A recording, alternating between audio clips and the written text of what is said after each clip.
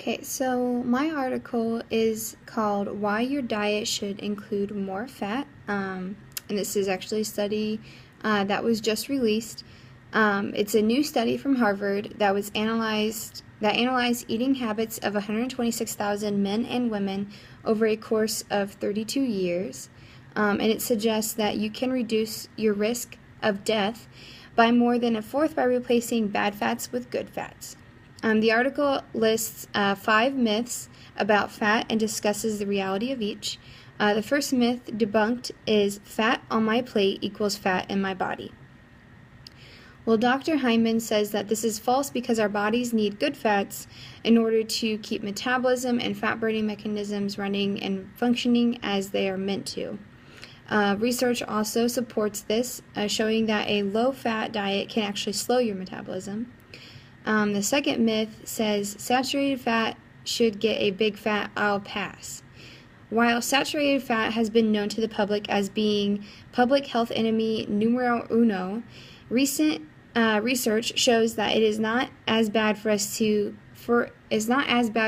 as it is been deemed to be. What is worse than choosing the saturated fat is food with refined carbs. These have been shown to increase chances of developing coronary heart disease and diabetes.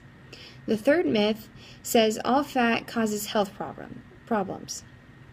There are many sources of fat, and eating those different sources can boost overall health. For example, omega-3 fatty acids, they originate from fish, nuts, and seeds.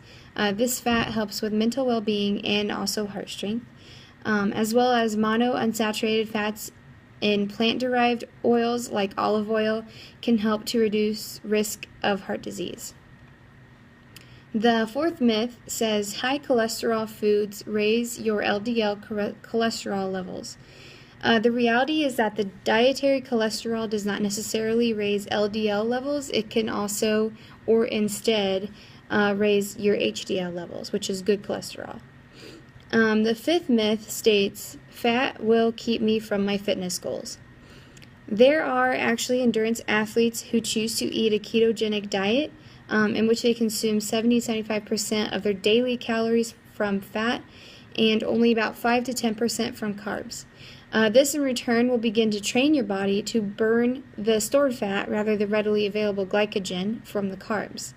And the typical foods consumed that are considered high fat would be avocados, fish, peanut butter, meat, and eggs. It also takes the body about 3 to 5 weeks to adjust to a low-carb, high-fat diet. So, in conclusion, this study was meant to show us that we don't have to keep fat out of our diets. It's what kind of fat we're consuming. So instead of choosing to eat the bad fats, we choose to eat the good fats.